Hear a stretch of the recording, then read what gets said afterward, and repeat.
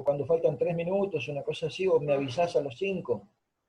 Sí, sí, cuando faltan 5 minutos. Listo, listo, listo. Bueno, buenas tardes, alumnos. Buenas tardes, muchachos y chicas. Nuestro encuentro de hoy va a ser para intentar abordar lo que ustedes tienen en el capítulo 6 del texto del doctor Moller. Diseño por resistencia a torsión. Entonces, la torsión es una solicitación que aparece en una cantidad importante de elementos estructurales o de sistemas estructurales, de los cuales mostramos algunos acá. Los cruces aéreos, los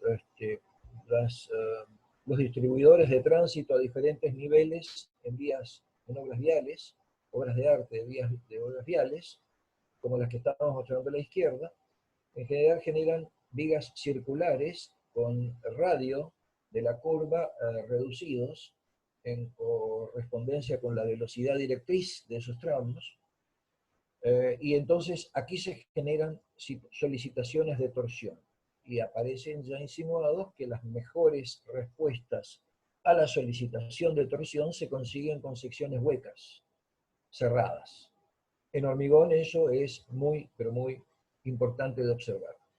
Escaleras de particulares vinculaciones como la que se encuentra en este lugar, conectada solamente al nivel superior del entrepiso y al nivel inferior siguiente, quedando el descanso prácticamente sustentado por los tramos, y entonces aquí van a aparecer solicitaciones torsionales. La escalera helicoidal, como esta que tenemos a la derecha, que es un típico modelo de cálculo resistente torsional, aunque algunas situaciones un poco más cercanas a los elementos estructurales de hormigón más frecuentes pueden ser ménsulas en L, conectadas a algún elemento que la está sustentando, y esta excentricidad de la carga por alguna razón de diseño. Entonces, esta carga produce torsión para esta pieza que se encuentra en este tramo. Y también hemos puesto lo que pasa con líneas eléctricas cuando se tienen solicitaciones horizontales dados por los conductores, actuándose en los extremos de estas ménsulas. Entonces le van a introducir a la estructura del poste o a la estructura combinada, en este caso de dos postes, un momento torsor que ingresará en esta sección y en la ménsula de más arriba. Algunas consideraciones sobre análisis estructural que quería compartirles. Cuando tenemos las solicitaciones torsionales pueden ser concentradas por la acción de un momento concentrado de torsión, que dan origen a un diagrama de torsiones distribuidas en la longitud de esta viga, que son exactamente de la mitad del valor de este momento torsor hacia cada lado, cuando este momento está ubicado en la mitad del tramo. Pero para resaltar la distribución de momentos torsores a lo largo de la viga como momentos distribuidos, originados por este concentrado, tiene una distribución uniforme, diferente de lo que sucede cuando tenemos momentos no concentrados, sino que la acción que actúa sobre esta barra está determinada por su vinculación a otro elemento que le introduce una torsión distribuida. El correspondiente diagrama para esta barra de momentos torsores es exactamente este que está dibujado acá. Entonces lo que está en el color rosado es el diagrama de torsiones. Para recordar esto, quiero que hagan una mnemotecnia, una comparación con lo que pasa con el esfuerzo de corte y las cargas concentradas o las cargas distribuidas. Porque, salvando las dimensiones, que aquí hablamos de carga, esfuerzo, carga concentrada, y aquí hablamos de momento torsor concentrado, el esfuerzo de corte genera las correspondientes, perdón, la carga concentrada genera las correspondientes reacciones que dan origen, entonces miremos por este lado, y con el color celeste tenemos entonces el mismo diagrama, pero en este caso de esfuerzos de corte. Y lo mismo vale para la carga distribuida que genera este diagrama de esfuerzo de corte. Entonces quiero que detenidamente observen estas similitudes. Esto tiene que ver con que cuando dispongamos de los diagramas de momentos torsores, en general estaremos, también para recordar, estaremos aplicando los polinomios de carga, es decir, los momentos torsores vendrán mayorados correspondientemente con la denominación de T sub U en general. Lo siguiente que quería decir es que la torsión que está actuando en barras se transfiere como flexión a los elementos de barra que en general se puedan conectar con ellas. Esta barra se conecta en este caso con una viga, está vinculada a esta viga, y entonces, debido a este momento torsor, concentrado en este caso, se le genera una reacción por el elemento que la vincula, que la conecta. Esa reacción está en la barra celeste. Pero, a su vez, este momento torsor, ahora, por acción y reacción, vuelve a generar un momento, pero ahora de flexión, concentrado en esta barra amarilla. Lo mismo pasa si en vez de poner la barra, ahora ponemos una columna. La torsión en una barra se transfiere a la columna como una flexión. Bueno, eso es para tener un poquitito de soltura con algunas cosas que se pueden comentar más adelante. Lo que tenemos que decir es poder distinguir que la torsión aparece o acontece de dos maneras en que se puede establecer diferencias.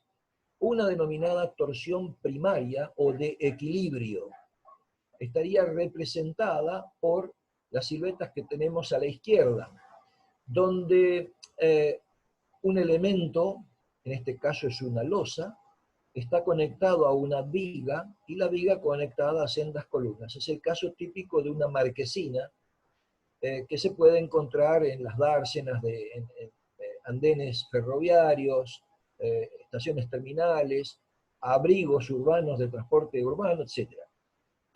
En este caso, la torsión se llama de equilibrio primaria porque esta torsión debe ser equilibrada por la resistencia torsional que debe presentar esta viga. En la losa hay un diagrama de flexiones, porque queda la losa empotrada en la viga, y entonces las flexiones ahora se convierten en torsiones para la viga que la sustenta. El otro caso de torsión, esto en general sucede, la torsión de equilibrio va a acontecer en general en situaciones de estructuras isostáticas.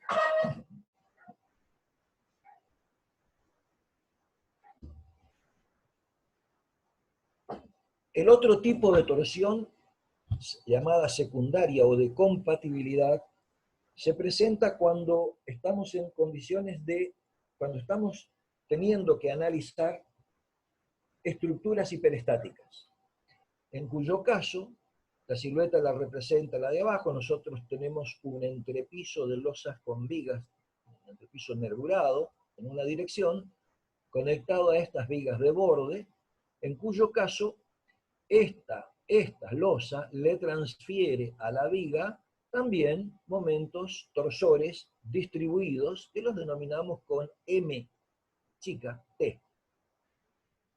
Bueno, en este caso, la posibilidad de redistribuir solicitaciones que tienen las estructuras hiperestáticas hacen que no necesariamente la torsión inducida desde la losa a la viga sea obligatoria de ser considerada, por lo menos en su máxima expresión, y entonces, sin que se pierda el equilibrio, sin que se llegue al colapso, pueden acontecer redistribuciones de solicitaciones que van a actuar, en este caso, sobre la losa contigua a la viga que estamos estudiando en torsión.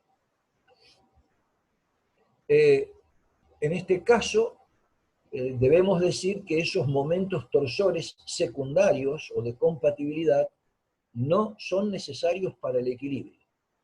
Entonces yo puedo tomar algunas decisiones, como vamos a ver más adelante, y aunque aparezca algo de fisuración, se van a poder redistribuir los esfuerzos internos, pero en general no hay colapso. Es un poquitito lo que quería resaltar. En edificios, en construcciones habituales, edilicias, habitualmente cuando tenemos vigas de borde conectadas con losas, en general se desprecia la torsión en las vigas. Esto que digo en general hay que tomarlo con pinzas, porque si el entrepiso es el de un edificio industrial, donde las dimensiones de las piezas son un poco más generosas, es probable que hay que proceder como vamos a indicar más adelante. ¿Por qué se acepta que se pueda no considerar la torsión? Bueno, porque en general el diseño al corte genera estribos que se hacen cargo, a pesar de que uno los haya dimensionado para el corte actuando en esa viga de borde, esos estribos se hacen cargo de las torsiones que uno ha desconsiderado. Esto para dar tranquilidad, y eso es porque existe la posibilidad de redistribuir las solicitaciones. Bueno, y eso es lo que sucede en definitiva si miramos, estas son dos siluetas de un tramo extremo de una losa que conectaría con una viga que es muy rígida a torsión, y entonces en este caso hay una flexión importante, negativa, en la losa. Y entonces vayan recordando que algunas veces, si esto es un tabique o una viga muy rígida, se va a generar un momento importante que tiene, en todo caso, la ventaja de que produce un momento flector de tramo más o menos equilibrado. Cuando nosotros decimos que podemos renunciar al empotramiento que se genera en la losa por vía de torsión en la viga, estamos en un caso como este. Una pequeña torsión esta pequeña flexión que está en el extremo de la losa, va a ser absorbido por la viga, y entonces el diagrama que nosotros podemos ahora considerar por haber no considerado la torsión en la viga, nos obliga a recalcular el equilibrio de este tramo, que pudo haber sido el diseño, el diagrama de momentos elásticos que tendríamos que haber considerado, y tenemos que resignar con haber disminuido la torsión en la viga. En todo caso, al recalcular, se nos incrementan los momentos de flexión en el tramo de losa. Bien para comparar estos dos esquemas. Entonces, esto ocurre cuando tenemos estructuras hiperestáticas. Cuando tenemos torsión de equilibrio, nada de esto sucede, y el equilibrio debe ser completamente restituido por resistencia torsional que tenemos que aplicar o aportar en esta viga de borde. Para repasar un poquitito el comportamiento a torsión que nos va a ayudar a sacar algunas conclusiones, vamos a recordar, es material que ustedes han visto en el curso de elasticidad o del curso de resistencia de materiales, la torsión de Saint Venant, que aplica sus primeras teorías en el siglo XIX, estaba aplicada a elementos en general, inicialmente, elementos circulares a los que se les aplica un momento torsor en un extremo, constante, concentrado, y que es capaz de producir una deformación torsional angular en las secciones.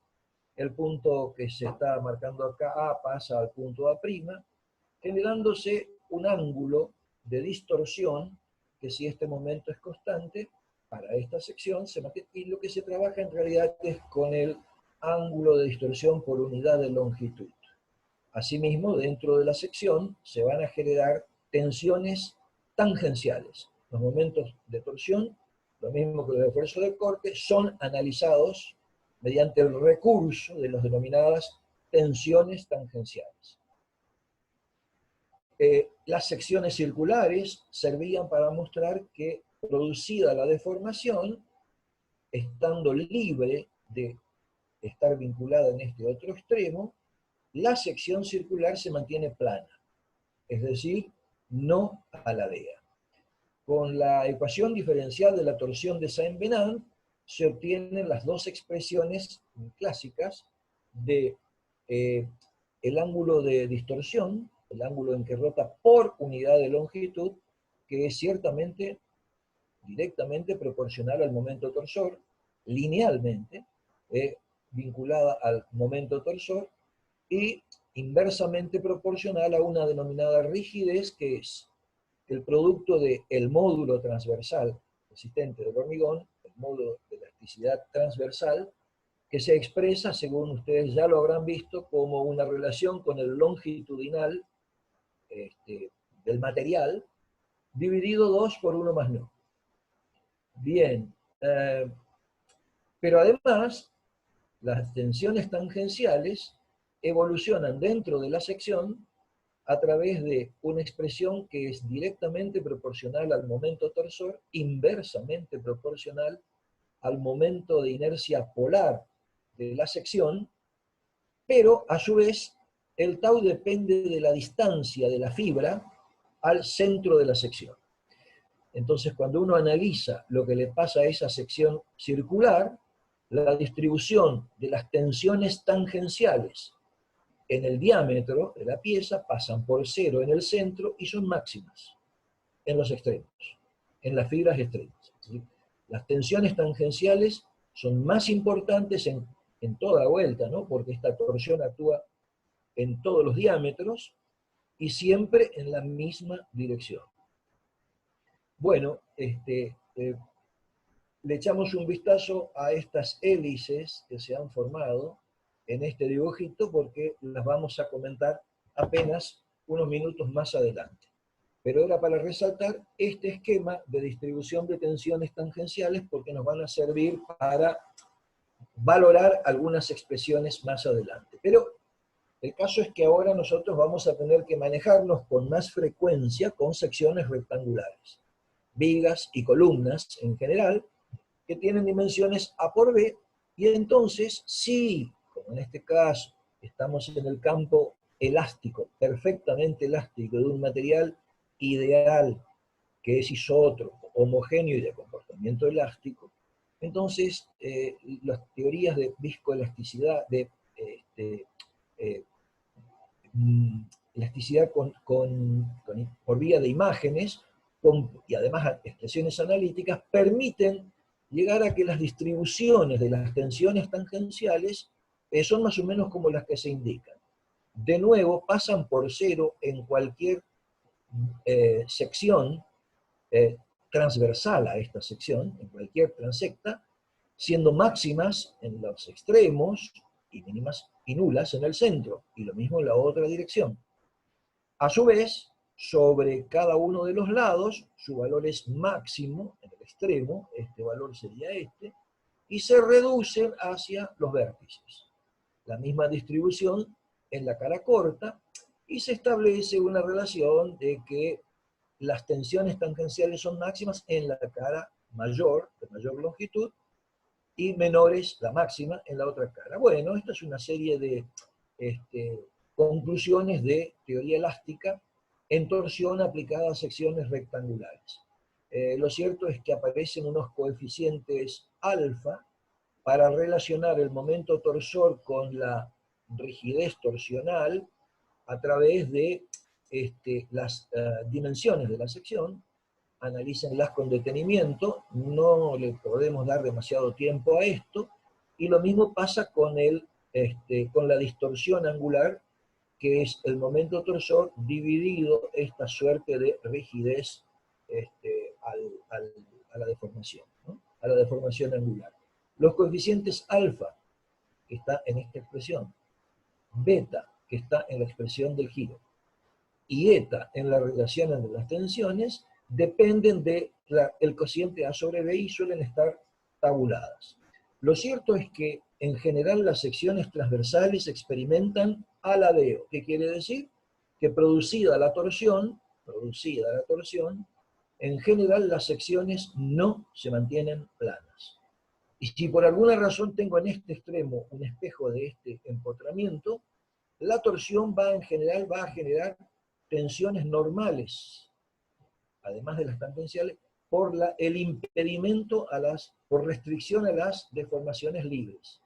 Si la deformación fuera libre, esta sección transversal va a experimentar unas elongaciones en algunos vértices y unos acortamientos en los ubicados en la diagonal contraria.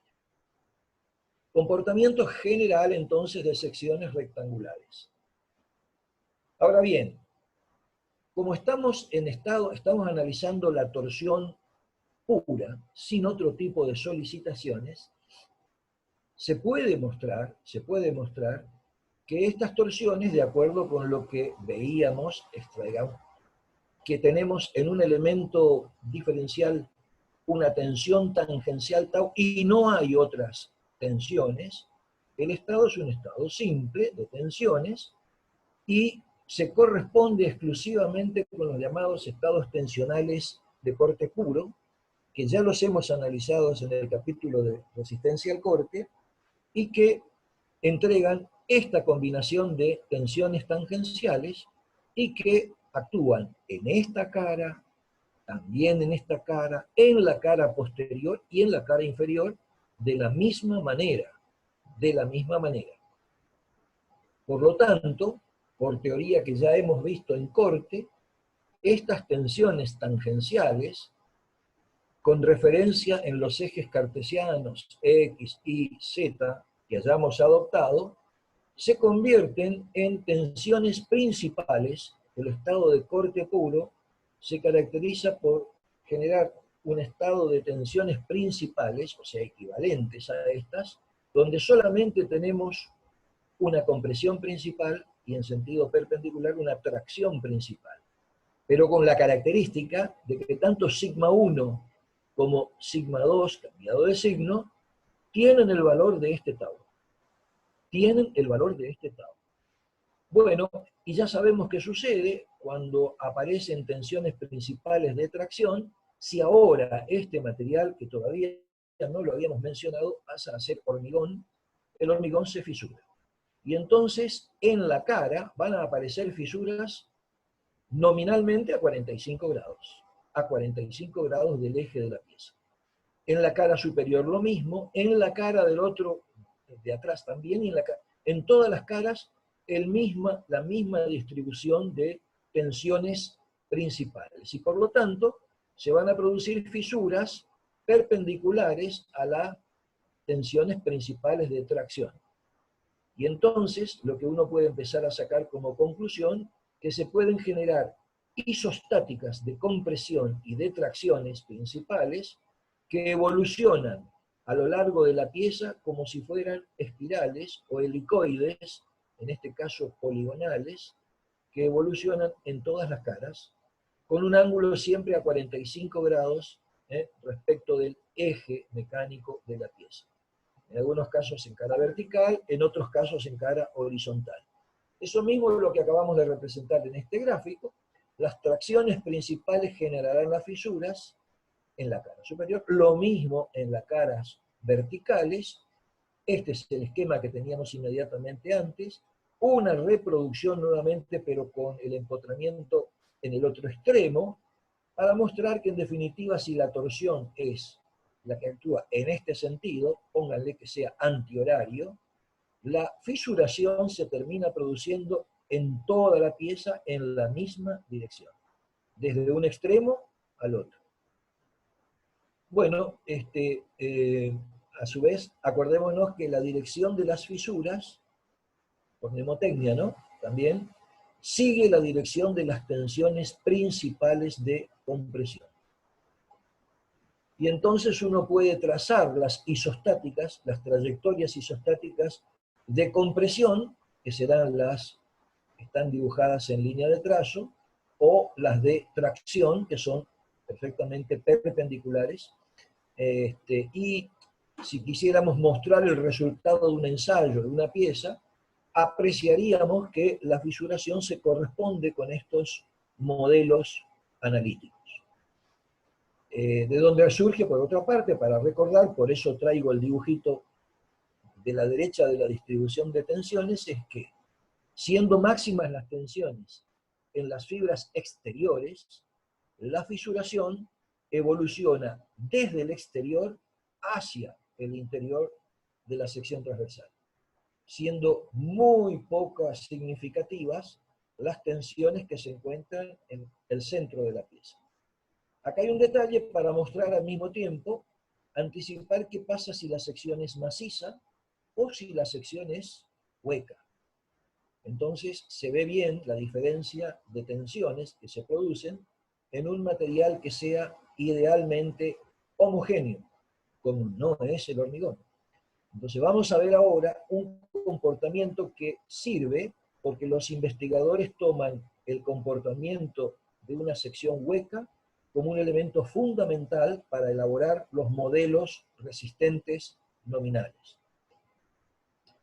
Yo voy a pasar de largo lo que ustedes tienen escrito en esta sección, porque son los modelos de comportamiento y es una descripción conceptual de las distintas teorías que dieron origen a distintos modelos de interpretación. Nosotros nos vamos a quedar con alguno de ellos. Alguno de ellos que vamos a usar va a ser una combinación de algunos de estos modelos de resistencia torsional para el hormigón.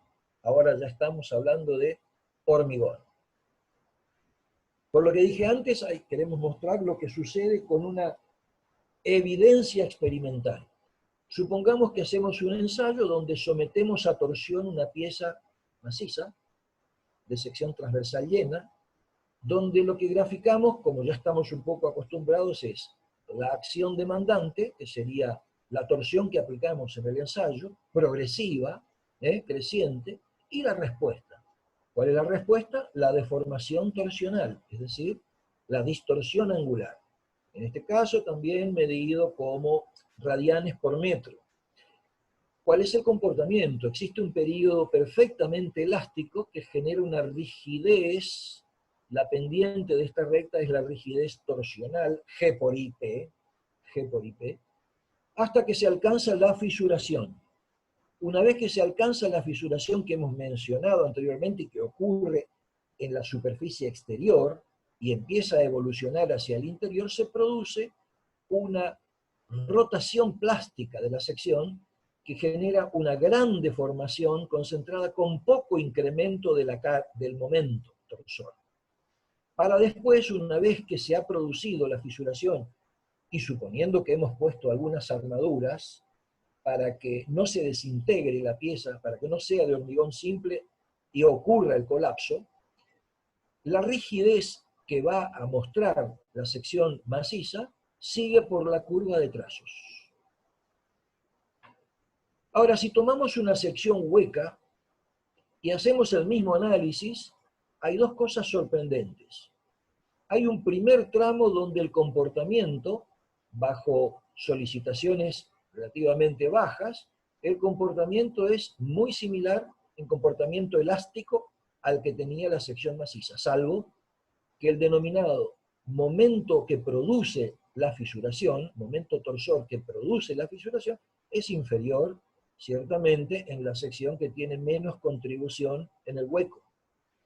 También ocurre, entonces, cuando se fisura una redistribución plástica, se deforma considerablemente la sección, torsionalmente hablando, rota, de una manera importante, con poco incremento de la solicitación exterior de torsión, para después seguir directamente una curva que, y esta es la otra coincidencia, tiende a tener la misma rigidez que la sección llena. Esta observación es importante porque entonces los investigadores llegaban a la conclusión que una vez que una sección maciza se fisura, su comportamiento es muy parecido, muy similar al de una sección hueca, donde las solicitaciones que ya eran, las tensiones tangenciales son como redistribuidas y alojadas en la periferia de la sección maciza. Entonces, a partir de aquí, los investigadores se abocaron a estudiar qué pasaba con tubos de pared delgada, aunque variables, sometidos a torsión de cualquier forma, y elaboraron la teoría del flujo de corte o esfuerzo rasante, un esfuerzo que se mide como Q, el valor de la tensión tangencial en cualquiera de estos puntos, por el espesor. Esta es la definición de flujo de corte. También podemos decir que es, si acá hay un tau y multiplicamos por el espesor, eso da origen a una especie de esfuerzo rasante que recorre toda la sección y tiene dimensiones de fuerza sobre longitud. Basta después con que lo Creo, integremos. Sí, Mario. le quedan 6 minutos. Bien, bien, bien. Que lo integremos a lo largo de esta longitud y en cuyo caso obtenemos la fuerza que está indicada acá. Luego, la fuerza de este pequeño elemento diferencial multiplicado por el radio hasta este punto, es decir, por la menor distancia, la distancia normal, y estamos obteniendo a partir de esta fuerza diferencial correspondiente a este pequeño elemento de área, una contribución a equilibrar el momento torsor exterior, el que se produjo en la sección. Integrando después todo a lo largo de la sección, obtendremos la distribución o el equilibrio entre momento torsor interno y el momento torsor exterior.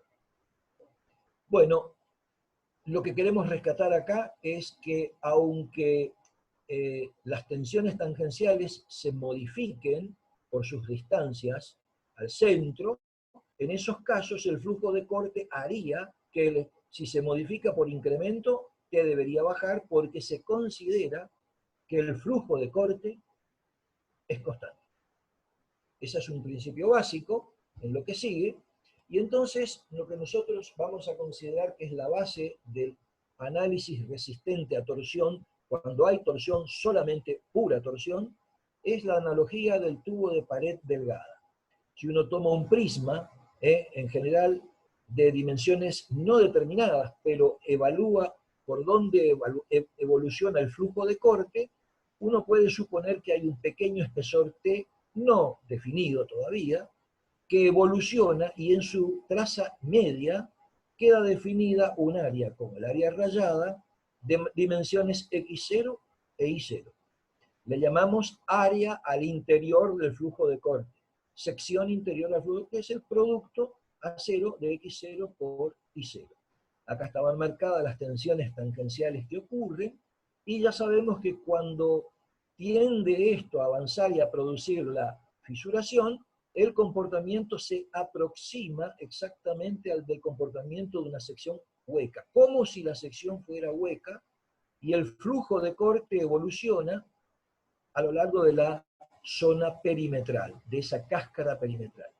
Esto es lo que llevó a los investigadores, particularmente a Brett, a elegir un modelo, a proponer un modelo que está explicado en este ecuacionamiento que tenemos aquí, donde el flujo de corte es tau por t, según lo hemos definido, y lo que se busca es el equilibrio del momento torsor exterior con este flujo de corte para dar por resultado lo siguiente, o sea, tomo esta fuerza resultante del flujo de corte y la multiplico por esta distancia, más esta fuerza por esta distancia, más esta fuerza por esta distancia, más esta por esta. Las cuatro componentes están analizadas en esta expresión, que si el tiempo no me alcanza, véanla, porque una es multiplicar Q, si lo multiplico por la distancia X0, Q por X0, tengo la fuerza total cortante actuando en este lado. Bueno, y si después lo multiplico por la mitad de I0, tengo la contribución al momento, al equilibrio del momento exterior, dada por el cortante, por el flujo de corte de esta cara. Haciendo lo mismo con todas las otras secciones, se llega a una expresión donde el momento torsor es igual a 2 veces tau t A0. Todo bien definido, y esto permite obtener la fórmula conocida de Brett, que dice que las tensiones tangenciales, que en este caso están producidas por torsión, son proporcionales de nuevo al momento torsor, e inversamente proporcionales a A0 por T. Bueno, por último, lo que vamos a decir es que si estas son las tensiones tangenciales que actúan en la cara, nosotros ahora podríamos asignarles a las tensiones oblicuas principales de tracción el valor de este tau. Vuelvo a decir, el valor de este tau es el valor de las tensiones sigma 1 igual a menos sigma 2, cuando esas tensiones ortogonales que habíamos tenido de partida se convierten en el valor de las tensiones principales. Y ya sabemos que en un estado de corte puro, además, como lo hemos visto recientemente, las tensiones tangenciales se convierten en tensiones a 45 grados. Bueno, esto es lo que quería hablar de comportamiento. Tenemos la analogía del tubo de pared delgada y la fórmula de Brett, sobre lo cual vamos a seguir expresándonos en la próxima reunión.